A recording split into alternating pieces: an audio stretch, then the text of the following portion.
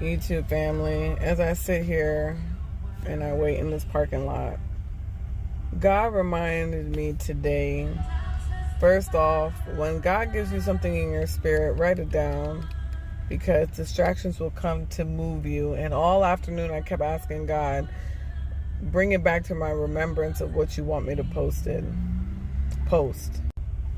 Anyways, I was having a conversation with a good friend of mine, and she was just saying how full she was of encouraging her sister.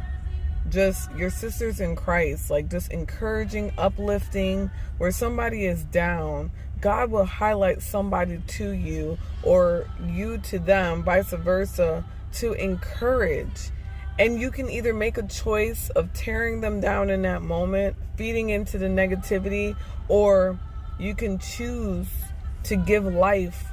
Somebody that's needing oxygen, somebody who's needing life, that you can encourage them. Believe it or not, you can always encourage somebody.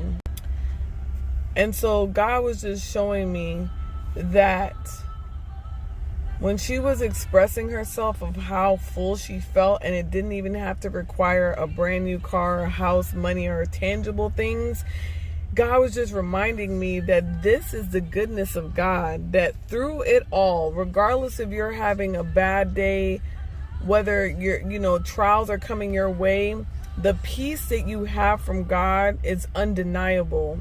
And even in the word in Luke, it reminds us that why do we look at other people's faults? Why do we look at other people's speck in their eyes? Why do we illuminate the things that are wrong with people instead of just working on ourselves and allow God to use us as a vessel? And so I just wanted to come on here and encourage somebody who feels that you're unworthy, who feels that, you know what, God can't use me as a vessel. I'm here to remind you that as you work on yourself as the living vessel, that God will use you to amplify who He is. Because remember, we're an image of Christ. We represent Christ. And so we daily work on ourselves. We'll never be perfect, but if you make an intentional effort of working on yourself daily, then by the time you look up, you are pouring into your brothers and sisters in Christ. And it doesn't even have to do anything hard. It could just be them looking at you and wondering, who do you serve?